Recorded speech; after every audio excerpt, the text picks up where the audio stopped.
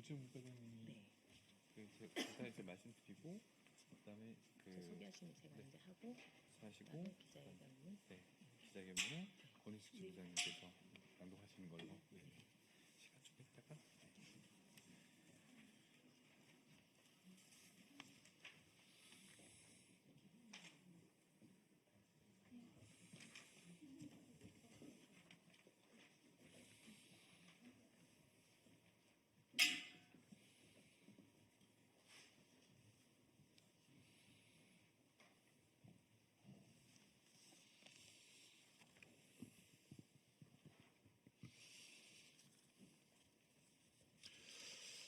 네, 기자회견 시작을 하도록 하겠습니다. 저는 울산 동구 환경노동위원회 소속 더불어민주당 김태선입니다. 여성가족부 아동 돌봄 사업 306억 임금체불 해결 촉구를 위한 기자회견을 시작하도록 하겠습니다. 먼저 기자회견 순서를 말씀드리면 제가 간단히 말씀드리고 근로기준법과 기간제 단시간법 준수 촉구 발언 관련해 가지고 공공돌봄노조 분과장 오지연 부과장님께서 말씀해 주시고요. 그리고 기자회견문은 권희숙 경기과천 지부장님께서 낭독해 주시겠습니다. 그리고 여기 오신 분들 간단하게 성함만 좀 말씀 좀 드리겠습니다. 전국의 아이 돌보미 노동자분들이시고요. 성경숙님, 유선자님, 김은옥님, 박혜경님, 배민주님, 허승현님, 허명숙님 오셨습니다. 그리고 아까 말씀드렸던 분과장 오지연 분과장님과 경기과천 지부장 권희숙 지부장님도 오셨습니다. 존경하는 국민 여러분, 오늘 이 자리는 아이 돌보미 노동자들의 정당한 법적 권리를 대변하고 이들의 목소리를 보장하기 위해 마련되었습니다. 아이 돌보미는 오랜 시간 노동자로서의 권리조차 인정받지 못했습니다. 오랜 투쟁 끝에 2019년이 되어서야 근로기준법상 권리를 인정받았고 작년에야 비로소 법적인 노동자로 인정받았습니다. 하지만 여전히 법과 제도는 이들의 권리를 충분히 보호하고 있지 못하고 있습니다. 아이 돌보미 노동자들은 하루에도 수차례 여러 가정을 오가며 일하고 있지만 이동시간을 근로시간으로 인정받지 못하고 있습니다. 특히 소정 근로시간을 초과한 근로시간에 대해서는 시간의 수당조차 지급받지 못하고 있는 게 현실입니다. 그런데도 주무부처인 여성가족부는 노동자들에게 법적 근거를 요구하며 책임을 전가하고 있습니다. 노동에는 정당한 대가가 있어야 합니다.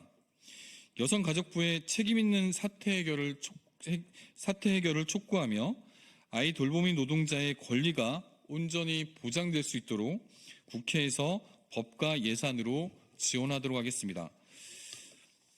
먼저 공공돌봄노조 오지연 분과장님께서 촉구 발언을 하시겠습니다.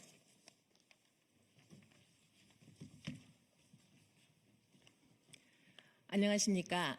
저는 공공앤돌봄노동조합 아이돌봄 분과장 오지연입니다. 오늘 이 자리는 어렵게 마련된 자리임을 우리는 알고 있어 김태선 의원님께 머리 숙여 깊이 감사를 드립니다. 아이돌봄이는 정부 정책상 가장 심각한 출생률을 높이는 데 기여하고 있다고 말할 수 있습니다.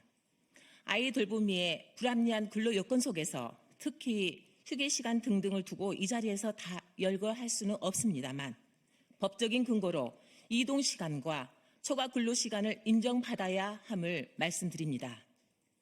초단기 근로자로서 2시간 기본 이용하는 가정을 상대로 아이 돌보미는 여러 가정을 다닐 수밖에 없습니다. 저는 그렇습니다. 18년 차 아이 돌보미로서 가정을 다니며 도움을 주고 있습니다. 실제 불안정한 노동시간과 노동력에 비해 존중받지 않는 낮은 처우라는 것입니다. 전국 28,000여 명의 아이 돌보미는 근로시간은 소속된 센터가 아닌 이용자 가정에서 근로를 합니다. 2019년도부터 근로기준법을 적용받은 근로자로서 제58조에 적용받는 근로자입니다. 근로기준법 제58조에는 소정근로시간을 초과하여 근로할 필요가 있는 경우에는 그 업무의 수행에 통상 필요한 시간을 근로한 것으로 본다고 하였습니다. 아이돌보미는 근로하기 위해 새벽부터 이동하는 시간이 1회부터 아니 3회, 4회까지 돌아 심야까지 할 수밖에 없는 현실에 법이 보장하는 근로기준법을 여가부는 법을 무시하고 있는 것입니다. 이용자 가정 간 이동시간을 근로시간으로 인정받기 위한 법적인 근거가 있기에 마땅히 지급되어야 합니다. 우리는 여가부와 소통해서 이동시간을 인정하지 않는 것에 근로시간으로 인정받기 위한 투쟁은 시작되었습니다. 그동안 우리는 몰랐고 국회 입법조사처는 법 개정 없이도 이동시간이 근로시간에 해당할 수밖에 없다고 그 답변에 소송을 통해 개선하고자 합니다. 소정근로시간은 이용자 가정에 도착하여 돌봄 서비스를 제공하는 시간만을 근로시간으로 인정하고 있으나 돌봄 서비스 제공을 위해 이용자 가정 간의 이동시간은 반드시 필요합니다. 광주에서 일찍부터 시작하여 유사한 소송에서 일부 노동자들이 2번이나 근로자성 인정 체불임금을 지급받으며 그로 인한 열악했던 아이돌봄 처우가 30% 이상 개선됨이 증명되었습니다. 법정 승소에서 이동시간의 근로시간 인정이라는 중요한 근로조건 개선은 노동자들의 실질적인 처우 개선 및 임금 상승을 기대할 수 있겠습니다. 아이돌봄이 노동자의 권리 보호를 위한 중요한 법적 대응, 국회의원님과 함께 협력을 통해 정책 변화를 촉진하는 바입니다. 아이돌봄이는 법적 보호를 받는 노동자입니다. 감사합니다. 네, 다음으로 권희숙 경기가천 지부장님께서 기자회견문 낭독을 하시겠습니다.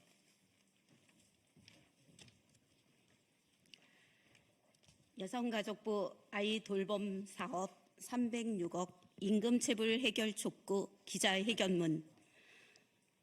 아이돌봄이는 10년이 넘게 노동자성을 인정받지 못하다가 2019년이 되어서야 일반적인 노동자로 근로기준법에 따른 주휴수당, 연차수당, 퇴직금, 시간외와 휴일 및 야간 근로수당을 지급받았고 아이돌봄이가 노동자라는 주장이 옳았다는 것을 2024년 4월경에서야 확정 판결을 받았다.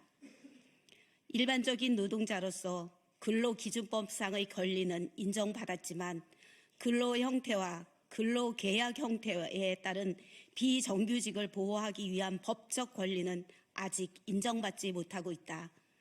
약 1만 명의 아이돌봄이가 하루에 2가정 이상을 방문하는 경우가 한 달에 10일 정도인데 근로시간의 전부를 사업장 밖에서 일하는 간주 노동자로서 업무 수행에 통상 필요한 시간인 이용자 가정 간 통상 이동시간 회당 평균 15분을 근로시간으로 인정받지 못하여 평균 126억 원의 임금체불이 있다. 약 1만 명의 아이돌봄이가 연장, 일시, 긴급 돌봄을 한 달에 10여 시간을 제공하였으나 비교 대상 노동자보다 노동시간이 짧은 단시간 노동자로서 소정 근로시간을 초과하는 근로임에도 일일 근로시간 8시간을 넘지 않는다 하여 시간 외 수당을 가산받지 못하여 약 180억 원의 임금 체불이 있다.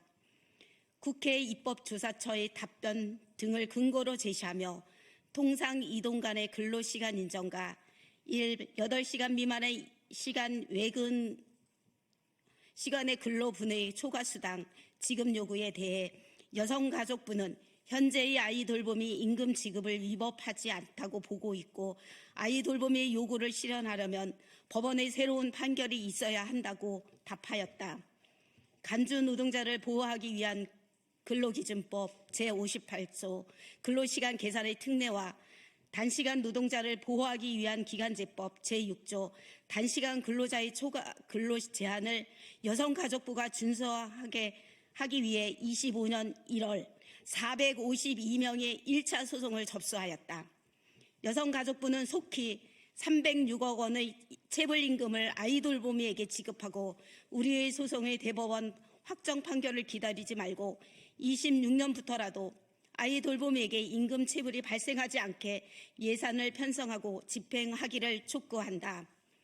2025년 2월 5일 공공엔 돌봄 노동조합 광서구 아이돌봄 협회. 감사합니다. 다들 들으셨겠지만 아이 돌보미 노동자분들 같은 경우는 하루에 한 건, 뭐 많게는 2건, 3건씩 가정을 돌아다니면서 아이 돌보미를 하고 있는데 평균 이동 시간이 한 15분 정도 걸린다는 거예요. 근데 이 15분을 근로 시간으로 인정하지 않겠다는 겁니다. 그래서 그 15분 정도, 뭐 1시간도 아니고 2시간도 아니고 평균 15분 정도를 인정해 달라고 지금 얘기를 하시는 겁니다. 그리고 이 단기 노동자이기 때문에 주 40시간 미만 근로자예요. 그러다 보니까 초과 근무를 함에도 불구하고 초과 수당을 전혀 지급받지 못하고 있는 게 지금 현실입니다. 이 부분은 여가부에서 충분히 재량껏 해석할 수 있음에도 불구하고 본인들이 이런 전례가 없다는 이유로 지금 지금 못하고 있는 형국이고요. 이 부분은 저를 비롯해서 이 계신 분들하고 함께 여가부가 전향적으로 태도를 바꿀 수 있도록 끝까지 싸워나가도록 하겠습니다. 기자회견 마치도록 하겠습니다. 고맙습니다.